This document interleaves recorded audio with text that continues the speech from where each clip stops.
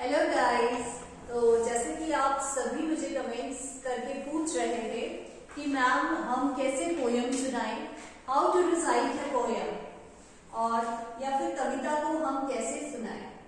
तो इंटरव्यू में mainly PRT primary teachers को इंटरव्यू के लिए हमेशा ही पूछा जाता है कि एक पोयम सुनाएं या फिर एक कविता सुनाएं, जिसमें लैंग्वेज में वो आपसे पूछ रहे हैं। So you have to recite in that language only. तो कुछ टिप्स हैं जो आप फॉलो करेंगे। जैसे first one is choose the way. सबसे पहले आप खुद डिसाइड करेंगे कि आप कविता को गाकर सुनाना चाहते हैं या आप सिंपल जो जैसे बोलते हैं हम लोग वैसे सुनाना चाहते हैं, क्योंकि सबकी आवाज अलग होती है, सबका सुनाने का ढंग अलग होता है और हर एक का अपना एक अलग तरीका होता है जो होना भी चाहिए। जैसे कि मैं कुछ कविताओं को गाकर सुनाना पसंद करती हूँ, लेकिन कुछ कविताओं को, जैसे कि कुछ कविताएं देशभक्ति की हैं या थोड़ी वीर रस से ओतप्रोत हैं, तो उनको हम बोलकर ही सुना सकते हैं। मतलब ज्यादा अच्छा लगता है कि हम उन्हें बोलकर ही सुनाएं। तो आप इस बात का ध्यान रखेंगे कि जो आपकी आवाज सूट करे उस तरह से आप बोलेंगे। ठीक है, अगर आप गाना अच्छा गाते हैं, आपकी आवाज अच्छी है, तो आप गा के प्रीफर कर सकते हैं, अदरवाइज आप सिंपल बोलकर ही सुनाएं। तो ये choose the way which is suitable to you. Now जब आप वहां पे सुनाने जाते हैं तो आपके सामने इंटरव्यूअर्स बैठे रहते हैं, तो आप ये ना सोचें कि मैं इंटरव्यूअर के सामने ये कविता सुना रहा हूं या सुना रही हूं। आपको उन्हें कैसे ट्रीट करना है, आप एक पीआरटी के लिए, पीआरटी पोस्ट के लिए वहां पर गए हैं, तो आप वही ध्यान में रखेंगे कि आपके सामने छोटे छोटे बच्चे बैठे हुए हैं, यानी क्लास 1st to 5th के कोई से भी बच्चे आपके सामने बैठे हुए हैं, तो आप उसी तरीके से सुनाएं। मतलब अपना जो लेवल है वो आप उन स्टूडेंट्स के लिए फिट करें वहां पर। और जैसे कि एक्शंस, जैसे छोटे बच्चों को किस तरह से कविता सुनाई जाती है वैसे आप सुनाएं, खूब खुश होकर। ऐसा लगना चाहिए कि आप एंजॉय कर रहे हैं, खुद फील कर रहे हैं उस चीज को। ठीक है, तो अगर आप बिल्कुल उस कविता में खो जाते हैं तो आपकी कविता का जो सुनाने का ढंग है वो तो बढ़ता ही बढ़ता है, प्लस अपने आप इंटरव्यूअर भी एंजॉय करने लग जाते हैं, तो यहाँ पे आपको प्लस पॉइंट मिल जाता है। तो आप उस चीज को खूब एंजॉय करके सुनाएं, उसमें रम जाएंगे। नाउ क्लासरूम एनवायरनमेंट, मतलब आपका जो एनवायरनमेंट है वहां पे ऐसा रहना चाहिए कि आप क्लासरूम में हैं।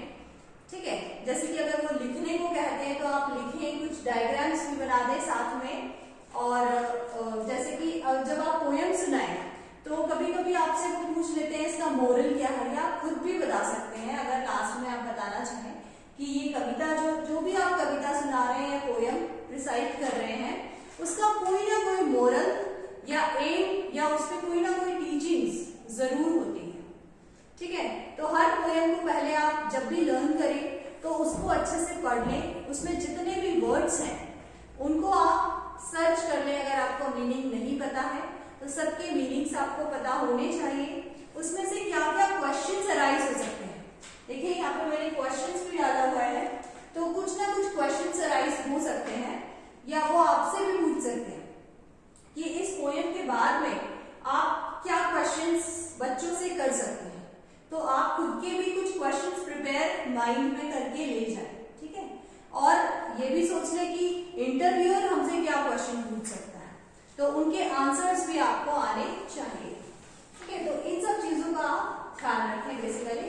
और तो कोई बहुत बड़ी बात नहीं है, छोटे छोटे पोयम्स हैं।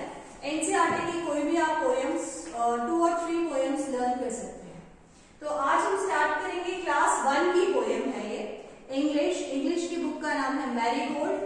तो मैरीगोल्ड 1 की एक पोयम है अ हैप्पी चाइल्ड।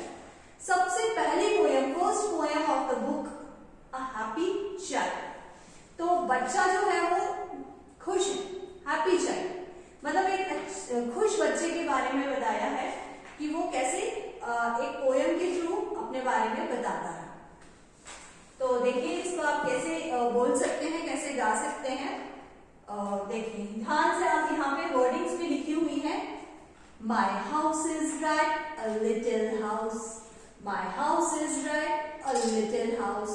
तो यहाँ पे आपसे कभी कभी पूछ भी लेते हैं वो लिटिल, तो लिटिल से आप थोड़ा लिटिल करके बताएं उनको, और ऑपोजिट भी आप साथ में उसको पूछ सकते हैं कि what is the opposite of little.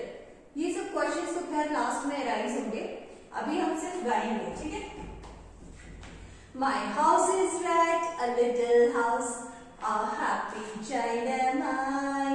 A happy child am I. I laugh and play the whole day long. I laugh and play the whole day long. I hardly ever cry. I hardly ever cry. I have a tree, a green tree. I have a tree, a green tree. I have a tree, a green tree. To shade me from the sun. To shade me from the sun. And under it I often sit. And under it I often sit. When all my play is done. When all my play is done. Okay? तो इस तरह से आप कोई भी कविताएं सुना सकते हैं। जैसे हिंदी में भी कुछ कविताएं आप ले सकते हैं, जैसे क्लास 1 की एक पोयम है अम्मा आज लगा दे झूला। झूला कविता है, वो भी बहुत इंटरेस्टिंग कविता है। अगर आप उसको गा के सुनाएंगे, मैं 2 लाइन्स आपको सुना देती हूँ। अम्मा झूला, अम्मा झूला, अम्मा आज लगा दे झूला, अम्मा आज लगा दे झूला, इस झूले पर मैं झूलूंगा, इस पर चढ़कर ऊपर बढ़कर, इस पर चढ़कर ऊपर बढ़कर, आसमान को मैं छू लूंगा, आसमान को मैं छू लूंगा, अम्मा झूला। ठीक है, इस तरह से आप गा सकते हैं। तो अगर आप चाहते हैं किसी विशेष कविता, मतलब क्लास 1st to 5th की आप बुक्स देख लीजिए, उसमें कोई भी कविता आपको पसंद आती है और आप चाहते हैं कि उस पोयम को कैसे हम सुनाएं, तो आप मुझे कमेंट सेक्शन में लिख सकते हैं। Thank you.